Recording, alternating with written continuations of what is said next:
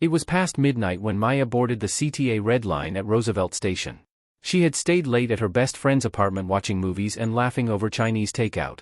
The streets had emptied, and the city had taken on that eerie, still feeling it always did when the hour slipped into darkness. The train pulled into the station right on time, though Maya noticed something odd: no one else was waiting on the platform. Chicago was never that quiet, not even after midnight. She shrugged it off, too tired to think. As she stepped inside the train, her reflection in the window flickered strangely, as if the glass rippled like water. Then it returned to normal. The doors slid closed behind her with a hiss. The car was full, but silent. Every seat was occupied. Business suits. Old coats. Blank faces. Not a single sound, not even the rattle of phones or the rustling of bags. Everyone sat perfectly still, staring forward with eyes like glass. Maya found an empty seat near the middle and sat down. The lights in the car flickered a deep, almost blood-like red for a moment, then steadied. She looked up at the digital sign displaying the next stop. It didn't say 95th/Dan Ryan or Garfield or any of the usual stations. Instead, it just read, "Next stop, Terminal 0. That wasn't a real stop. That wasn't on any map. Her fingers hovered over her phone screen, suddenly unsure whether to check Google Maps or call someone. Before she could make a decision, the man seated beside her, a tall, thin figure in a frayed coat, slowly turned his head toward her. His neck cracked as if it hadn't moved in years. In a voice barely louder than a breath, he said, "You're not supposed to be here." The air inside the train began to feel heavy, like breathing through soaked cotton.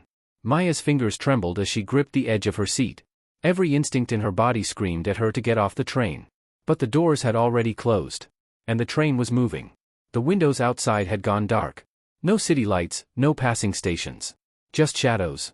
The man next to her didn't say another word. His head turned back to face forward, as though the moment had never happened. She glanced around the car. None of the passengers moved. None blinked. They looked human, but wrong. Too still. Too empty. Like dolls dressed in clothes, propped up for someone's twisted idea of realism. The train began to slow. Through the murky windows, she saw it, a station. Or something like one. It wasn't a station she'd ever seen. Fog poured across the platform like smoke from a dying fire. The billboards were blank at first, then flickered to life, displaying one line over and over again in glowing red letters. "Return to your seat. Return to your seat. Return to your seat." The doors opened with a sharp hiss. No one moved. Maya stood up. She didn't know why: fear, instinct, or some deeper urge that told her if she stayed, she might never leave. She stepped out.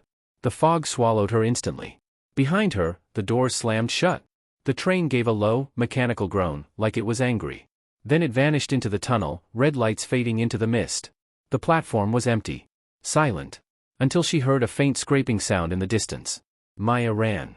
She didn't know where she was or what direction she was heading. The fog thickened with every step, swirling around her like it was alive, like it was watching. Billboards floated in the darkness like specters. Some were torn and rotting. Others flickered violently, displaying strange symbols or blurry photos of people with no eyes. Then came the whispers. They didn't come from behind her or beside her, but from inside her mind. "Why did you leave? You saw them. You saw what happens when they stay. You were chosen." She covered her ears and screamed. But the fog just laughed. After what felt like hours of walking, Maya stumbled upon a stairwell. Cracked concrete, rusted railings, and an old sign overhead, barely legible. "Exit, for those who still remember." She didn't hesitate. She climbed. Every step felt like it was being pulled from her by force. Her legs ached. Her lungs burned. The whispers grew louder, pleading now, angry, afraid. At the top was a rusted metal door. She pushed it open, and fell into the cold night air. She was in Chicago again. But something was wrong. It took Maya a full week to convince herself she hadn't gone insane. Her phone had no record of her journey that night. No call logs. No location history. The station cameras showed nothing after she entered Roosevelt. The authorities thought she had just gone missing for a day. Nothing else. She tried to move on. Returned to work. Spoke little of it. Told herself it was a hallucination, a breakdown, a dream. Until the train returned. At first, she thought it was coincidence. She'd glance outside late at night and see the faint glow of red lights beyond the trees. But then she started hearing it. The low rumble. The hiss of the doors. The whispers. She began locking her windows. Keeping lights on. Sleeping with music playing to drown out the sound of grinding metal just outside her apartment. But some nights, she still sees it. Parked across the street. Silent. Waiting. And every billboard on its side still says the same thing. Return to your seat. Because the train that shouldn't exist never forgets who left it.